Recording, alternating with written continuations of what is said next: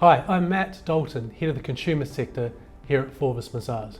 I'm really excited, but I'm joined by Sophie Lees, an Associate Director within the Risk Consulting team here at Forbes Mazars, and we're going to talk everything about supply chain.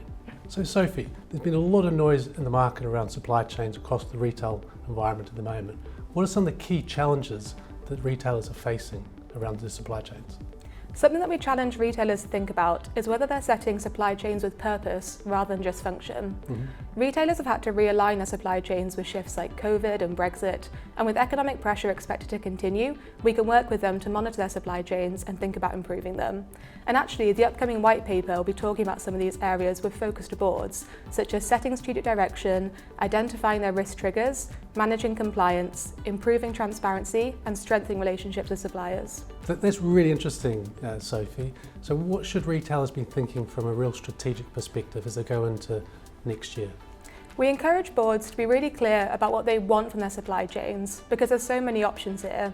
Do you want a trusted partner who can guide you through some difficult decisions? Or do you know exactly what you want and you just need someone to meet those requirements? Are you looking for a top-of-the-line supplier who's got great ESG credentials? Or is the bottom line your main driver? When reflecting back on your supply chain, you may notice some of your suppliers don't really meet this mark, and it's important to remember that it's never too late to make a good decision. Supply chains are the backbones of retailers, and getting it right sets you apart from your competitors. Oh, that's really, really powerful. But I've also heard there's some new regulation, is that right, across supply chain? So how's that going to impact some of the retailers at the moment? Yeah, so internal audit, compliance regulation, we're old friends. And so there's existing compliance we can support retailers with, such as business continuity plans and whether they meet standards like ISO 22301. But as you said, it's looking forward that really is the important part. And there's some new compliance on the horizon, like the Procurement Act 2025, which will be coming out in February. This may affect retailers who deal directly with the public sector.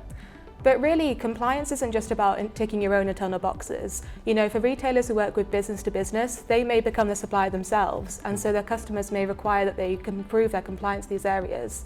The supply chain isn't just who supplies you, but who you supply in turn.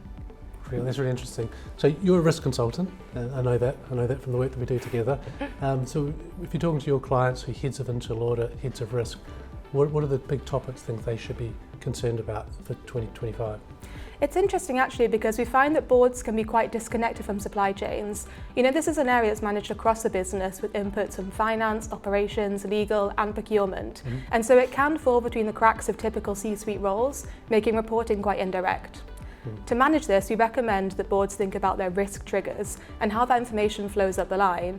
If something's going wrong, will people know about it soon enough to do something about it?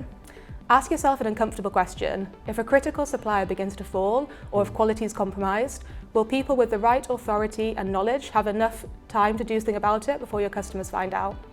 Yeah, I think that's a really good point actually, Sophie, because a lot of the clients I talk to talk about resilience in their supply chain. So what are the 2 or 3 takeaways you could give to retailers out there, to things they should be really focusing on going forward?